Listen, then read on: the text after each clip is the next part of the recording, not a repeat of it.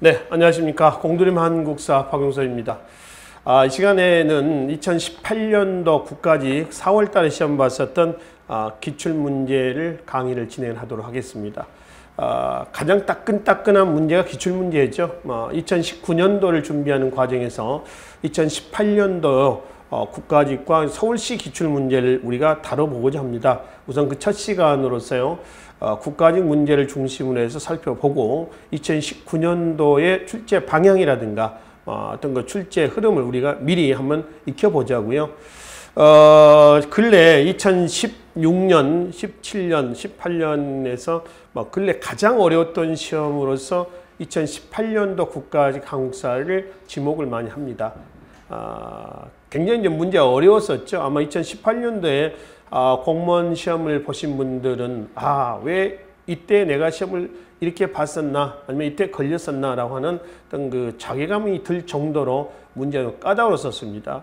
한국사의 내용적인 문제가 아니라 시대 순서를 묻는 문제라든가 그간의 여러분들이 공부해 오시면서 수험서에 많이 등장하지 않는 사료라든가 또는 여러 가지 저서들, 책 내용들 이런 내용들이 출제가 돼서 그 체감 난이도를 한층 더 높였었던 것 같습니다. 하여튼 공무원 시험은 누누이 말씀드립니다만은 우수한 인재를 선발하는 시험이 아니고 탈락시키는 시험이다. 누누이 말씀드렸죠. 워낙 많다 보니까 탈락시키는 시험이지 우수한 인재를 선발하자라고는 선발 시험이 아니다. 라고 하는 것을 인지를 하시고 접근하시면 될 것 같습니다. 2018년도 국가직 시험 문제에 사료 제시형 문제가 16문제가 나왔습니다. 20문제에서 최근에 출제 경향이 이렇죠. 사료, 박스형 문제를 지금 말씀드린 겁니다. 사료나 자료를 제시한 문제죠. 2015년 이후에 거의 70% 정도가 거의 박스형 문제가 많이 출제가 되어 있습니다. 2018년도 문제도 16문제가 그랬으니까 굉장히 많은 부분이다라고 이제 우리가 이해를 할 수가 있겠습니다. 분류사로 본다면 말이죠. 정치, 경제, 사회, 문화사였는데 특이하게도 이제 경제, 사회사하고 문화사죠. 이 경제사에서입니다. 이 경제사하고 사회사가 전 근대사에서는 거의 출제가 안 됐습니다. 경제사에서 어디에서 출제했냐면은 현대사에서만 출제됐습니다. 그것도 무려 몇 문제가 출제했냐면은 3문제가 출제가 됐습니다. 그러니까 현대사의 1945년 8월 15일 이후 상황 아닙니까?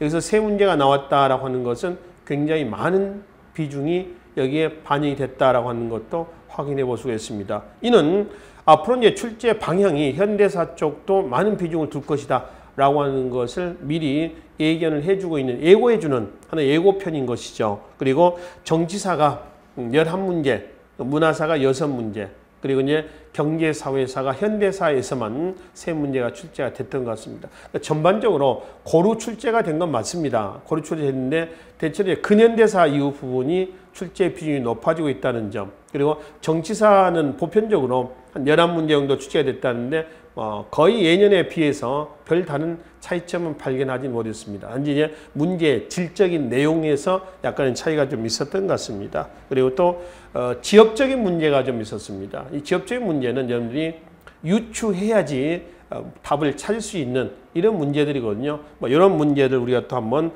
풀어보면서 한번 다뤄보자고요. 또 순서를 묻는 문제가 한 2문제 정도 출제가 됐었습니다. 사실 순서를 묻는 문제는 한국사 공부를 차라리 안 해도 됩니다. 어떻게 보면은, 그렇죠? 거의 연대가 10년, 20년 정도 차이가 되는 어떤 책들이라든가 이런 것들 순서를 묻는다는 것은 출제자 입장에서 많이 좀 틀려주세요. 이런 의미가 반영되지 않았나 싶습니다. 이게 한국사에 대한 어떤 내용적인 면하고는 거리가 좀 먼 내용 같습니다. 하여튼 이런 부분들 우리가 이제 정리하기 위해서는 앞으로 어떻게 되냐면은 한국사의 전반적인 흐름을 이해를 좀 해야 될 것 같습니다. 그러니까 보통 보면 요약 강의라든가 요약 노트 이런 게 있죠. 요약 강의, 요약 노트를 가지고 공무원 시험, 한국사 시험을 준비한 단계는 이제는 아니다라고 하는 것이죠.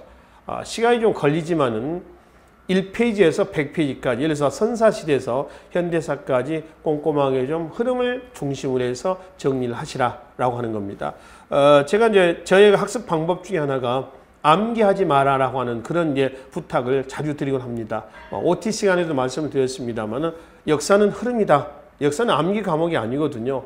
간혹 암기식의 공부를 하신 분들은 상당히 큰 어떤 피해를 볼 수가 있습니다. 2018년도 같은 문제들은 암기해서 될 문제들은 아니라는 얘기입니다. 전반적인 흐름을 정리를 하셔야 될 것 같습니다. 그래서 전체적인 흐름을 정리하시고, 그리고 이제 마지막 하나는 뭐냐면은 가장 최근의 기출 문제를 접하면서 다음 연도에 출제 방향을 익히시라는 겁니다.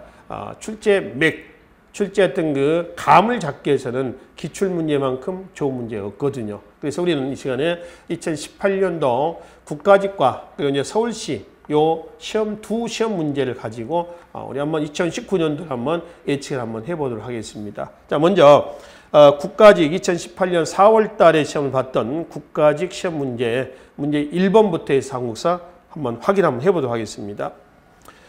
시대별 지방행정제도에 대한 설명으로 옳은 것은 그렇죠. 이건 통사적인 문제입니다. 예를 들면 예전 같으면은 다음 중 통일신라에 또는 고려의 조선의 지방제도에 대한 설명으로서 맞는 것은 있는데 지금은 그렇게 출제가 안 되죠. 내용은 많으니까 이렇게 묶어서 통틀어서 통사적인 그런 개념에서 문제가 출제가 되는 것 같습니다. 1번 보겠습니다. 통일신라 촌의 행정은 촌주가 담당하였다. 맞죠? 틀린 얘기는 아닙니다. 통일신라는 9개의 주로 됐습니다. 구주. 주, 밑에는 군, 밑에는 현, 그 밑에는 촌. 그 예하에는 특색연구역이 있죠. 특색연구역, 향, 부곡이라고 하는 농업에 종사했었던 특색연구역이 있습니다. 고려 때 가면 소라고 하는 특색연구역이 출현하죠. 수공업이나 광업에 종사했었던 특색연구역을 얘기를 한다는 것이죠. 자, 여기서 지방관은 여기까지가 지방관이 파괴됩니다. 여기는 지방관이 파괴되지 않는 지역이죠. 각 주의 장관을 도독, 태수, 현령, 촌의 책임자입니다. 지방관 아니죠. 책임자, 촌주죠. 신라 하대 때 가면 지방 호족으로 성장했던 촌주고요. 막강한 경제적, 군사적 기반을 가지고 있어서 신라 하대 때 호족은 호족이라고 하는 용어보다는 장군, 성주 이런 용어를 많이 썼습니다. 기억나시죠? 우리가 이론 시간에 말씀을 드렸어요. 지금 문제는 이거죠. 촌행정은 촌주가 담당했다. 근데 주의하시는 촌주는 지방장관이 아니다. 이런 얘기입니다. 자, 두 번째 발해가 있습니다. 전국 330여 개의 모든 군현에 수령을 파견하였다. 이거는 조선시대 때 지방행정조입니다. 발해는 어떻게 있냐면은 발해는 15부 15개 부입니다. 15부. 그 다음에 주, 그 다음에 현, 예하의 촌 이게 있습니다. 역시 각 부의 장관을 도독이라고, 여기 도독이고요. 여기도 도독이라고 얘기를 합니다. 여기엔 태수라고 하죠. 태수. 여기는 혈령. 발해에서는 각 주의 장관을 뭐냐면 자사, 현의 장관을 현승, 촌의 장관을 수령이라고 합니다. 근데 지방관은 현승까지만 지방장관이 되는 거고요. 중앙에서 파견했던 발해는 이원적인 사회라는 거 아시죠? 여기까지는 고구려인들이 파견이 됐습니다. 그리고 이제 토착민들은 발해는 누구냐면은 말갈인이죠. 말갈인. 이렇게 되어 있습니다. 그래서 일단 이번은 모든 군현의 수령을 파견했다 했는데 이 수령은 자치 책임자 말갈인이고 지방장관이 아니에요. 그리고 이 문장은 조선시대 때 지방행정 조직인데 4번 보겠습니다. 향리 통제를 위해서 사신관을 파견했다. 사신관이라는 용어는 고려 태조 왕건이 지방호족에 대한 회유와 견제 취지에서 실시했던 기인제도와 함께 실시했던 인질제도 기인제도입니다. 사신관 제도를 얘기합니다. 고려시대죠. 조선의 지방행정 조직은 8도죠. 8도. 그다음에 부, 목, 군, 그리고 현, 그리고 면, 리, 그리고 통 이렇게 되어 있습니다. 이게 조선의 지방행정 조직입니다. 역시 지방관은 현까지 파견됩니다. 관찰사라고 그러고요. 각도의 장관을 부목 군현의 장관을 부윤, 목사, 군수현령입니다. 묶어서 수령이라고 그러죠. 여기는 면장, 이정, 통수, 자치 책임자입니다. 묶어서 풍헌이다. 이렇게 하죠. 풍헌. 그래서 일단 조선의 지방행정 조직이 이렇고요. 3번 고려 촌락 지배 방식으로 면리제가 확립된 건 조선시대예요. 고려가 아니라. 그럼 고려는 어떻게 했느냐? 이건 조선이죠. 자, 고려는 이원적인 성격을 했습니다. 오도와 그 다음에 양계 이원적인 체제죠. 오도는 행정적인, 양계는 군사적인 기능이에요. 도 밑에는 주군, 주현, 속군, 속현, 그리고 현 밑에 촌, 밑에는 향, 부곡, 그리고 소, 이런 기능입니다. 양계는 동계와 북계고요. 장관을 병마사라고 그래요. 이 아이는 진이 있습니다. 참고로 9년 앞에 주자가 붙어있는 건 지방관이 파견된 것이고요. 속자가 붙어있는 것은 지방관이 파견되지 않은 것입니다. 어디가 많습니까? 그러면 지방관이 파견되지 않는 속군, 속현이 훨씬 많았다라고 얘기하는 것이죠. 이건 고려입니다. 그래서 1번 시대별 지방행정제도에 대한 설명으로 옳은 것은 그러면 통일신라 부분이 여기에 바른 설명에 해당이 되겠습니다. 2번 보겠습니다. 다음 갑, 을의 단판 이후에 있었던 을의 활동으로 옳은 것은 갑, 소손영하고요. 서희하고의 단판 내용이죠. 고려 대관계에서 보면은, 그죠? 갑, 그대 나라는 신라 땅에서 일어났으며, 신라 땅에서 고구려 땅은 우리의 소유인데, 우리는 어디요? 거란이죠. 소손영 얘기예요. 그대들은 고려를 얘기하겠죠. 침범했다. 그랬더니 서희가 아니다. 우리야말로 고구려를 이은 나라이다. 그랬죠. 그래서 을의 활동입니다. 그러니까 거란과 고구려와 관계에서 고구려, 서희 입장에서의 활동으로서 옳은 것은 이런 얘기죠. 자, 구성이라고 하는 것은 동북 구성을 얘기합니다. 이거는 숙종대 때에 여진을 토벌하러 갔다가 패배했던 윤관이 돌아와서 동북 구성, 별무반이죠. 별무반을 편성해서 숙종 다음 예종대 때 동북 구성을 축조한 사실이래요. 이거는 여진과 관계입니다. 귀주대첩은 거란의 3차 침략 이후에 누구에게는 강감천이죠. 그 다음에 3번 강동육주를 경략했다는 공격에서 찾았다. 약탈했다는 겁니다. 뺏었다는 얘기예요. 경략했다. 이거는 서희죠. 서희의 담판의 결과 강동육주를 확보한 사실을 얘기합니다. 네 번째, 천리장성의 축조입니다. 이거는 거란의 3차 침략 이후에 현종대 때 압록강 하구에서 동해안의 도련포까지 축조했던 천리장성을 얘기하는 것이죠. 지금 서희와 거란의 1차 침략, 총 3차 침략 중에서 1차 침략 이후에 나왔던 부분은 3번 강동육주 경략이 여기에 해당이 되겠다는 것이죠. 자, 3번 보겠습니다. 다음 밑줄친 기억의 결과에 해당하는 사실을 옳은 것은, 자, 이 사료도 기출문제에 많이 나오죠. 문제 2번의 사료도 기출문제에서 많이 접할 수 있는 사료가 되겠습니다. 3번은 광개토항 비문에 나온 얘기입니다. 영락이라고 하는 연호는 우리나라 최초의 연호이고 광개토항제 때 연호했었습니다. 영락 6년 병신년에 왕이 누구죠? 왕은 광개토항이죠. 직접 수군이 끌고 백제를 토벌하였다. 백제왕이 우리 왕에게 항복하면서 지금 이후로는 영원히 노객이 되겠습니다라고 맹세했다. 자, 그 다음에 이제 10년, 영락 10년이 되겠죠. 경자년에 왕이 보병과 기병 5만 명을 보내어 신라를 구원했다라고 하는 것이죠. 이거는 여기 한번 보세요. 왜구들이 자꾸 이제 노략질하는 거예요. 그렇죠? 신라에 노략질하는 겁니다. 그래서 신라의 내무랑이 친선 관계를 맺고 있었던 고구려 광개토항에게 원병을 요청합니다.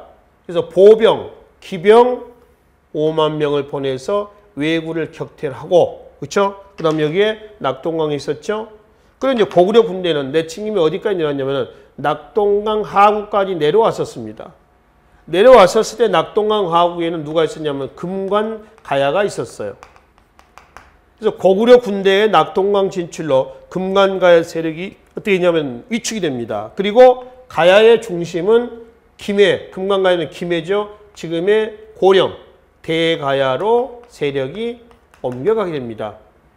그래서 고구려의 신라의 도움, 신라의 원병은 나중에 가야의 세력 경쟁에도 영향을 줬다라고 하는 것이죠. 지금 이 부분이죠. 그래서 기억의 결과에서 보병, 기병 5만 명을 보내서 신라를 구원하고 낙동강으로 내려왔었다. 그렇죠? 내려와서 금강가야 세력이 약화되고 대가야가 주축을 형성하게 되었다. 이런 얘기입니다. 자, 그렇다면 4번을 먼저 한번 보겠습니다. 4번 선제. 금강가야가 가야 지역의 중심 세력으로 대두한 게 아니라 대래 금강가야가 이렇게 되고 대가야가 성장하는 거죠. 차라리 4번을 지금 여기서 바르게 설명한다면 대가야가 가야 지역의 중심 세력으로 대두했다. 이렇게 얘기를 해야 된다는 거죠. 이해되시죠? 4번은 X입니다. 자, 1번 보겠습니다.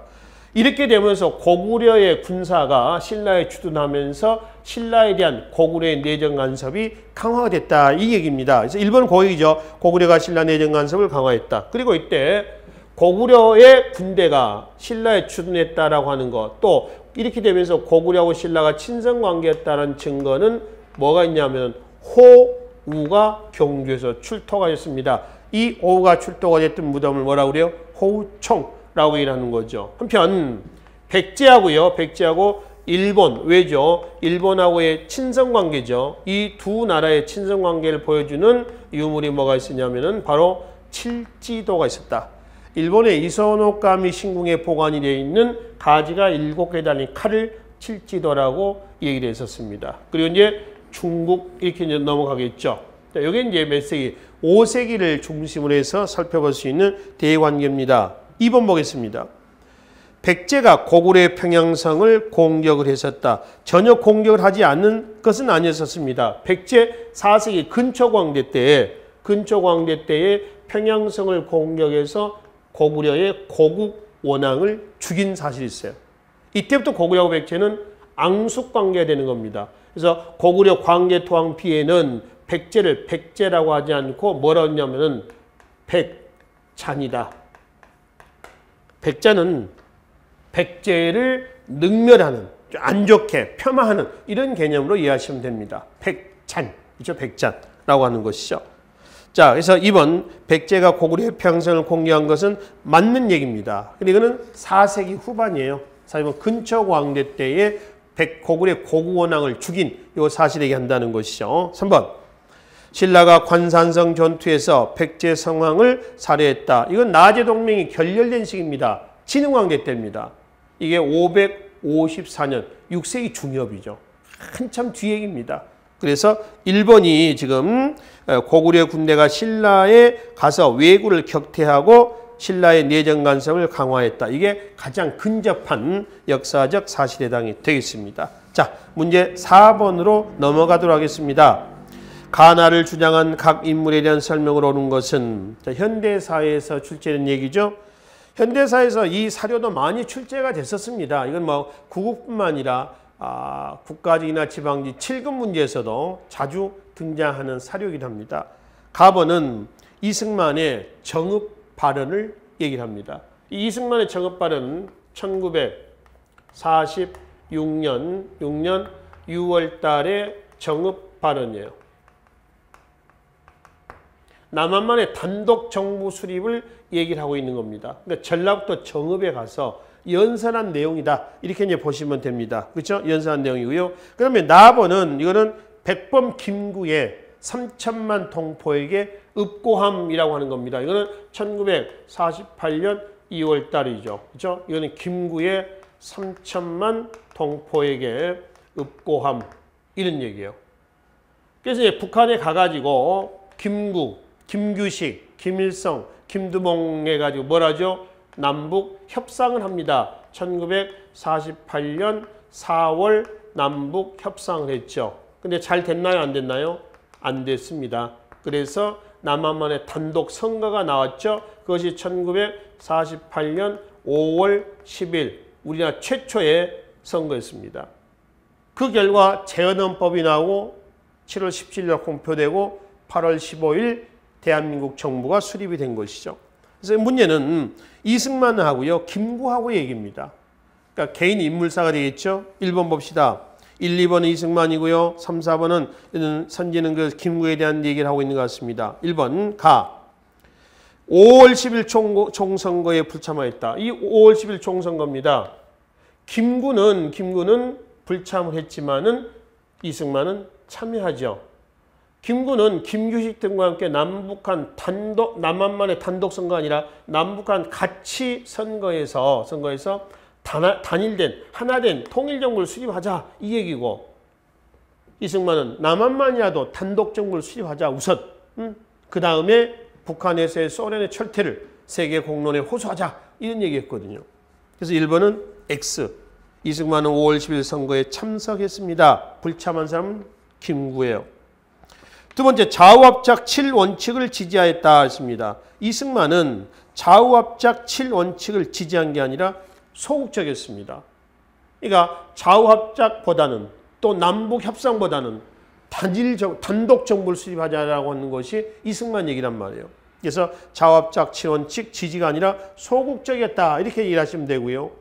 좌우합작 운동은 뭐냐면은 1946년에서 47년까지 극심한 좌우의 합작 운동이었습니다. 일반 현대판 민족 유일당 운동이라고 해석하시면 되겠죠. 그렇죠? 이 좌우합작 운동은 좌의 누구냐면은 여운형입니다. 여운형. 우의 누구냐면 유의 김규식입니다. 여운형과 김규식. 좌우합작 7원칙을 공표했어. 다 됐어. 됐는데 여운형이 암살이 되면서 중단이 돼버렸어요. 자, 세 번째 이제 김구에 대한 얘기입니다. 3, 4번은 탁치 반대 국민총동원위원회를 조직했다. 탁치는 뭐냐면은 신탁통치입니다. 탁치. 신탁통치를 얘기합니다. 1945년 12월 모스크바 3상회의가 있죠. 그 모스크바 3상회의에서 임시정부 수립을 위한 미소공동위원회 수립하고요. 신탁통치 5년 계획이 통과가 됐습니다. 거기에 대해서 김구등은 신탁통치하면 안 된다는 얘기죠. 신탁통치 반대 총동원위원회를 만들어요. 지금 3번 얘기하고 있는.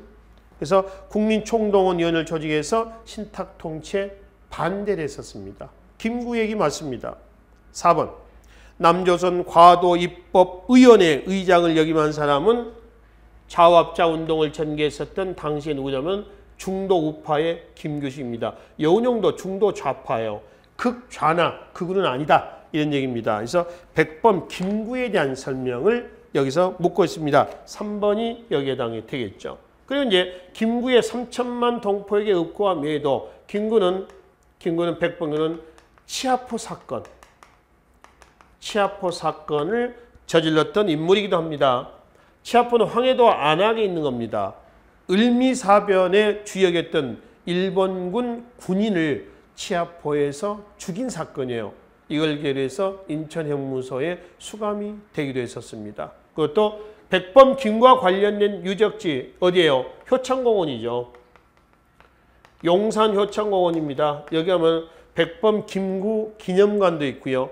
또 백범 김구 선생의 부부의 합작묘뿐만 아니라 삼의사묘도 이봉창, 윤봉길 등의 백정기까지 해서 삼의사묘도 있습니다. 안중근 가묘도, 안중근 의사의 가묘도 어디에 있냐면 효창공원에 위치하고 있습니다. 효창공원이죠.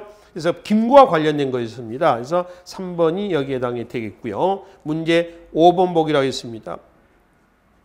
이 5번 문제 같은 경우는 어떤 교재, 이 내용이 어떤 교재, 수험서에 들어가 있는 교재는 없을 겁니다.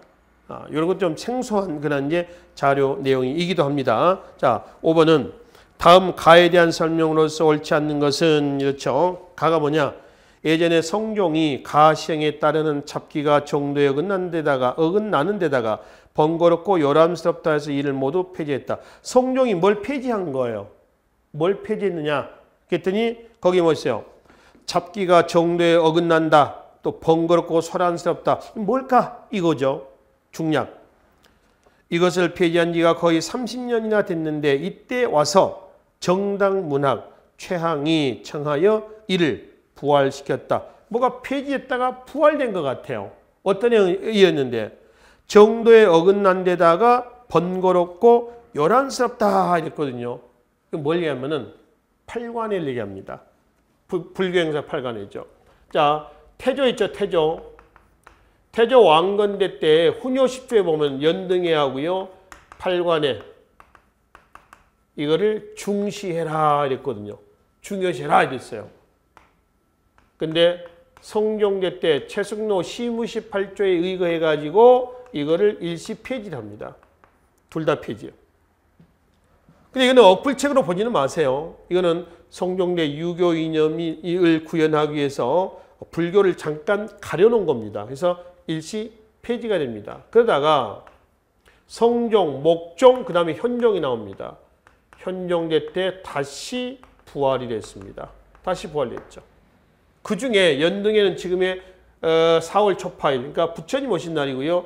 팔관에는 개경과 서경에서 각각 10월 보름, 11월 보름, 1년을 2번 합니다. 그리고 이 팔관에는 말이죠. 토착신앙 더하기 불교 더하기 도교 이 행사가 짬뽕된 거예요. 토착신앙과 불교와 도교가 짬뽕된 것이 뭐다? 팔관회였던 것이죠. 아시겠죠? 굉장히 화려하게 했었습니다. 그게 아마 여기서 지금 번거롭고 요란스럽다 해서 폐지했던 것 같습니다. 그러니까 여기에서 이제 팔관회에서는 뭘 하냐? 국가와 왕실의 안녕과 평화 이거를 기원하는 이른바 어떤 성격의 불교인가요? 우리나라 불교의 호국적인 거죠. 호국 불교의 의미가 담겨져 있었습니다. 그렇죠? 자, 그래서 이제 문제 5번에 팔관에 대한 설명을 옳지 않는 것은 1. 국제교류의 장이었다. 이 팔관 행사 때 말이죠. 개경과 성에서 행사를 할 때 외국인들이 와서 진상도 하고 이렇게 했었답니다. 그래서 국제교류의 장이었고 3번 토속신에게 제사를 지냈고 4번 태조 때 훈요 10조에서 중시했던 후조 6조입니다. 이 얘기입니다. 2번 정월보름입니다. 정월보름은 음력 1월 15일이에요. 음력 1월 15일이 아니라 개경과 서경에서 10월 15일, 11월 15일 한다고 그랬죠. 2번이 잘못된 거죠. 자, 그러면 이런 문제는요. 이런 문제는 박스 내용이 팔관이라는 사실을 모르겠다. 그럼 문제를 어떻게 푸냐?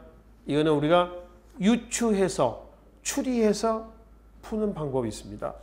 혹 나중에 이런 문제가 이런 문제는 꼭 또 출제가 됩니다. 꼭 반드시 출제됩니다. 이랬을 경우에는 선지, 4개 선지를 보시면 됩니다. 4개 선지를 보면은 공통된 3개나 또 공통된 어떤 1개나 이렇게 극명하게 나뉠 겁니다. OX 문제니까 3개는 맞거나 1개는 틀리거나 또는 3개가 틀리거나 1개가 맞거나 이럴 거 아닙니까? 맞는 걸 골라라 그러면 3개는 틀릴 거고 틀린 걸 골라라 그러면은 3개는 맞을 거 아니에요. 그렇죠? 그래서 선지 내용을 가지고 공통점, 다른 점을 구분해서 정답을 찾는 연습도 필요하다라고 하는 겁니다. 무슨 얘기인지 아시겠죠? 그래서 5번 문제는 팔관에 대한 그런 문제였었습니다. 자, 6번 문제로 넘어가도록 하겠습니다. 다음과 같이 주장한 인물에 대한 설명을 오는 것은 다른 하나이나 넷물의 관례는 만개가 된다 그랬죠. 만천명월 주인농 있죠. 만천하에 그러니까 온갖 세상을 밝히는 명월 밝은 달 주인농 그 밝은 달 온 천하를 밝히는 그 주인은 늙은 우다 나다라고 하는 거죠. 만천명월 주인농 이걸 누굴 얘기를 하죠? 정조죠. 정조입니다. 제가 누누이 강조를 합니다. 왕 중에서 꼭 출제가 되는 왕은 누구라고 그랬어요? 왕의 업적에서 통일신라 신문왕, 고려의 광종과 공민왕, 조선의 영조, 정조 항상 출제가 된다고 그랬습니다. 이건 OT부터 시작을 해서 기본 강의 또 문제풀이 강의 내내 말씀드리고 강조했던 부분입니다. 지금 누구 얘기가 나와 있어요? 정조 얘기가 나옵니다. 그래서 반드시 기억을 하셔야 돼요. 그럼 정조에 대한 얘기거든요. 1번 해동농서를 편찬하도록 하였다. 서호숙 정조 때입니다. 해동농서. 해동은 우리나라를 지칭합니다. 해동, 동국 다 우리나라를 지칭한다고 그죠? 2번 가빈해송에서 왕권을 강조하며 기념복을 주장했다. 이거는 현종대 때 얘기죠. 현종대 때. 자, 현종대 때의 예속 논쟁이랍니다.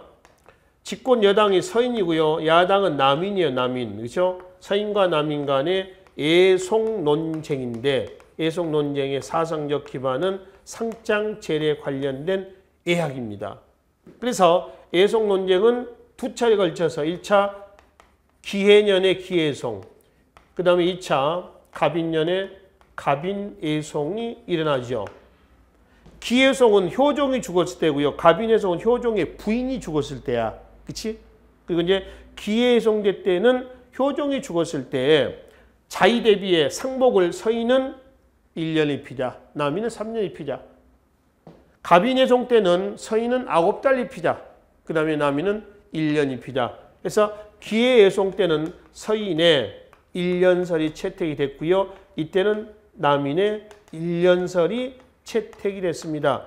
효종과 효종의 부인 인선 왕후 장씨가 죽었을 때 효종의 계모 조대비에 대한 상복 입는 기간 문제를 놓고 한 얘기죠. 이거는 예속 논쟁은 누구 때냐면 현종 때고요. 그리고 기년복이라고 있죠. 기년이라고 하는 것은 기년은 1년을 기년이라고 그래요. 기년은 1년 얘기라고요. 2년을 뭐라고 하죠? 경년이라고 그러죠. 2년. 3년을 뭐라고 하죠? 식년이라고 얘기를 합니다. 그러니까 우리가 과거는 몇 년에 한 번씩 본다고 그러죠? 3년이죠. 그래서 식년시 이렇게 얘기를 하잖아요. 식년시. 그래서 기년은 1년 얘기합니다. 그럼 여기서 갑인애송 때 1년 2년 남인을 지금 얘기를 하겠죠. 여튼 애송 논쟁은 누구? 현종 때고 구체적으로 해서 기년복을 주장한 시기는 누구? 사람 누구? 남인을 얘기를 한다. 붕당에서 이 얘기죠. 3번. 이순신에게 현충이라는 시효를 내리고 강감찬 사당을 건립하였다. 숙종제 때입니다. 숙종제 때에 이순신 현충, 그러니까 아산에 가면 충남 아산에 현충사라고 한 이순신의 그 사당이 있죠. 현충사가 있습니다. 거기에 현충이라는 그 편액은 바로 누구? 호는 누구? 바로 숙종이 내렸다라고 하는 겁니다. 이순신뿐만 아니라 밑에 해설해 보시면은 강감찬 사당도 의주에 강감찬 사당도 건립합니다. 이거는 강감찬의 거란 3차 침략을 막아낸 뭔가요? 귀주 대첩과 관련된 사실이 되겠습니다. 4번. 민간의 광산 개발 참여를 허용하는 설점 수세제를 처음 실시했다 했죠. 설점 수세라고 했습니다. 여기 한번 봅시다. 고려시대 때 특색연구역 향과 부곡과 소는 15세기 오면 없어집니다. 향과 부곡은 일반 양인 집단으로 흡수가 되고요. 양인 흡수가 되고 소는 조선시대 때 뭐가 되면 점으로 바뀝니다. 점. 한자는 이렇게 쓰죠. 소는 점으로 바뀐다. 그래서 광업이나 수공업에 종사했었던 특색연구역이죠. 고려시대 때 금을 생산한 곳을 금소, 은은 은소 그래요. 조선은 뭐라고 했어요? 금점, 은점 그렇죠. 근데 그 점을 설 그렇죠. 설이라고 하는 것은 뭐냐면은 바로 누가 관에서 정부가 점을 설치하고 그 다음에 수세 세금을 걷어들인다라고 하는 뜻이에요. 설점 수세입니다. 이 얘기는 다른 말로 하면은 관설점 민경영이라는 뜻이에요. 즉 국가가 공장을 만들고 경영은 민간이 한다. 이런 뜻으로 해석하게 됩니다. 이게 누구 때문에? 효종대 때입니다. 효종대 때 설점 수세제가 되는 거죠. 그러니까 광산의 국가의 통제가 서서히 완화가 되고 있다. 뭐 이런 것을 보여주는 자료가 되겠다라고 하는 것입니다. 7번 보겠습니다. 미출진 국왕의 제기간에 있었던 사실로서 옳은 것은 그렇죠. 유독 그 왕에 대한 시기에 왕의 업적이나 그 시기 때 일어났던 부분에 대한 문제가 많이 출제가 되긴 했었습니다. 자, 지금 국왕께서 풍속을 바꾸려는데 뜻이 있으므로 신은 지극하신 뜻을 받들어 완악한 풍속을 고치고자 합니다. 중량 이륜행실로 말하면 이륜행실도라고 하는 책이 있죠. 을에서 있잖아. 이륜은 두 사람 간에 해야 할 바를 써놓은 책이에요. 중종대 때입니다. 신이 전에 승지가 되었을 때 간행할 것을 청했습니다. 삼강이 중요한 것이 아니라 아무리 어리석은 부부라도 모두 알고 있으나 붕우, 형제의 이륜에 두 사람 간에 해야 할 윤리의 윤리, 이륜에 이르러서는 평범한 사람들이 제대로 모르는 경우가 있습니다. 그랬죠. 여기에서는 이 미출진 국왕이 누구냐라고 할 때 누구냐? 이륜 행실에 관한 책을 건의했다. 어쩌고저쩌고 내용이 있지 않습니까? 이윤의 행실도를 얘기하는데 이거는 중종대 때 만들어진 책이었습니다. 그러니까 문제는 중종대 때 있었던 사실을 보는 겁니다. 1. 주세붕이 중종대 때 우리나라 최초의 서원, 백운동 서원을 만들죠. 이게 명종대 때 이왕의 건의로 사액서원으로 바뀝니다. 그래서 서원의 이름이 백운동 서원에서 뭘로? 소수서원으로 바뀌죠. 사액서원은 국가가 토지, 노비, 그리고 이제 서적, 기타 등등을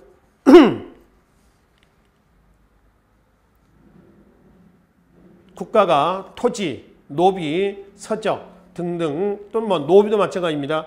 다 주는 겁니다. 면세, 면역의 특혜를 가지고 있는 이런 서원을 뭐라고 그래요? 사액서원이다. 이렇게 한다는 거죠. 이게 조선의 붕당 정치의 근거지가 되면서 흥선대원군대 때 약 600여 개의 사액서원을 없애고 47개를 남겨놓은 사실이 있었습니다. 기억나시죠? 자, 그걸 얘기를 하는 거고요. 자, 두 번째, 김시습이 금오신화를 서술했다. 성종대 때입니다. 김시습, 금오신화죠. 최초의 한문 소설 얘기합니다. 세 번째, 국조 오레이가 편찬되고 동국 여지승남이 만들었다. 성종대 때죠. 동국 여지승남, 단군신화가 수록됐던 성종대 때가 됩니다. 그리고 네 번째, 집현전은 세종대 때입니다. 이 집현전이 나중에 성종대 때 이름이 뭘로 바뀌어요?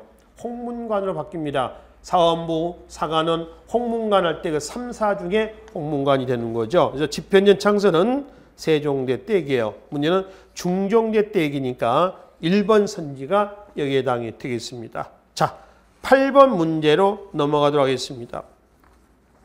다음의 법률에 근거하여 실시된 식민지 정책으로 옳지 않는 것은 자, 4조 정부는 전세 국가 총동원상 필요하다고 인정될 때 칙령이 정하는 바에 따라서 제국 신민을 징용하여 총동원 업무에 종사하도록 할 수 있다.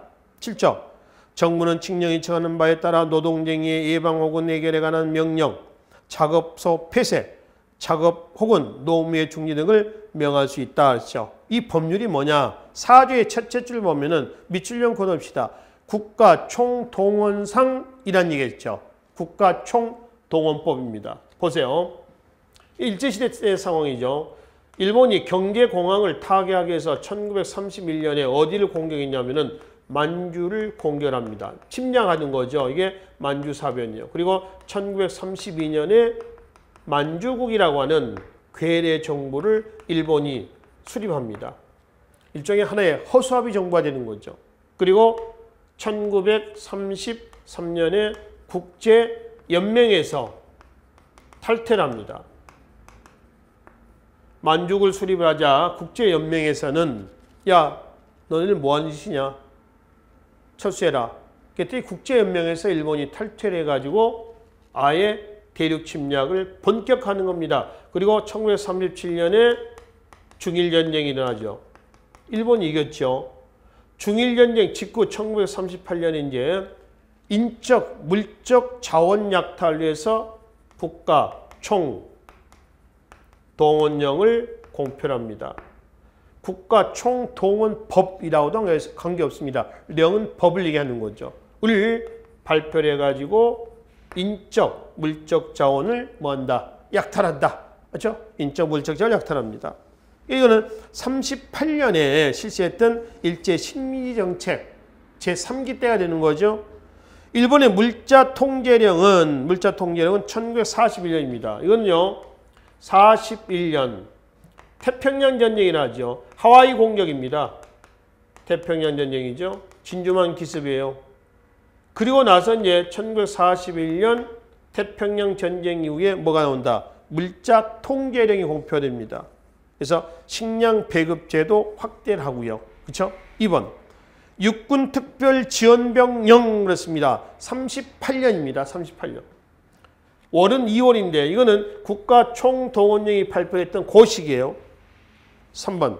금속류 해수령 1941년입니다. 자, 이게 일본 선지하고요. 물자 통제령하고요. 금속류 해수령입니다. 금속류는 전부 해수한다는 거예요. 숟가락, 밥그릇. 뭐 옛날에는 밥그릇이 이런 스테인리스 밥그릇이 아니죠. 뭔가요? 거의 주물, 유기 그릇입니다. 전부 수거합니다. 심지어 교회나 사찰 철이죠. 철. 교회나 사찰에 총이죠, 총. 그 총까지 수거한다는 얘기죠. 쇠붙이라는 쇠붙이는 온갖 금속은 전부 다 징발합니다.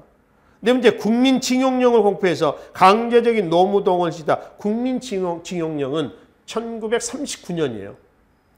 시기적으로 본다면은 38년이나 39년이나 이거는 별 큰 차이는 없습니다, 사실은. 그러니까 8번 같은 문제는 역시 아까 말씀드렸던 제발 좀 틀려주세요. 이런 문제가 되는 것이죠.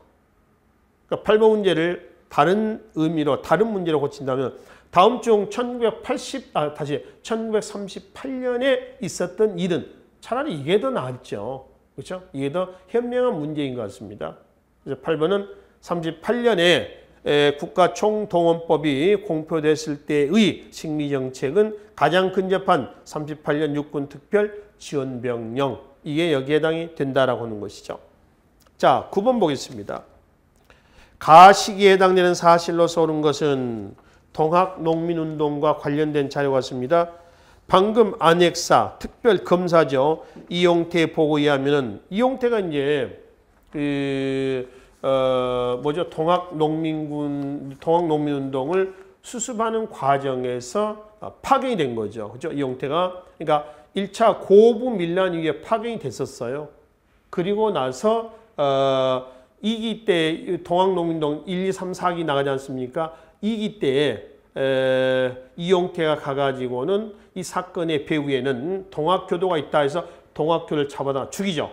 여기에 이제 봉기한 것이 2기입니다. 2기. 2기. 그러니까 1, 2, 3, 4기에서 동학운동 2기란 말이에요. 안핵사 이용태 보고에 따르면 죄인들이 대다수 도망치는 바람에 조사하지 못했다라고 했다. 일단 이용태가 간 겁니다. 1기 이후에 간 거예요.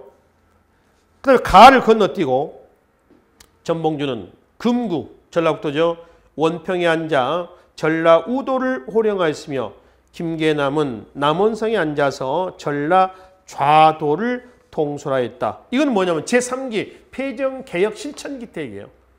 그러니까 결국 가는 동학농민운동 제2기, 2기의 사실로 오는 것은 이 얘기입니다. 일본의 논산에서 남북접에 동학군이 집결하 했다. 이거는 4기죠, 4기. 그러니까 동학농민운동을 제1기 고부밀란 시기. 고부군수 조병갑의 행포착취했다는 반발이죠. 그래서 조병갑을 파면하고 그리고 이제 제2기 소위 2기가 일어나기 전에 이용태가 조사로 온 겁니다. 안핵사로 와가지고 조사를 하다가 이 사건의 배후에는 동학군이 있다 해서 동학군을 친 거죠. 거기에 따른 제2기가 일어납니다. 동학운동의 절정기라고 얘기하는 것이죠. 동학운동의 절정기다. 그리고 이제 제3기죠. 3기는 폐정개혁 실천기예요.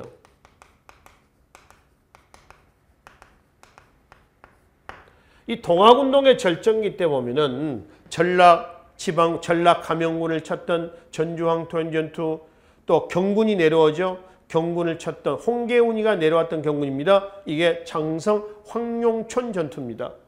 그래서 전주화약을 매주고 폐정개혁 실천기, 그리고 제4기에서 항일, 부국, 운동기 이렇게 나가는 거죠.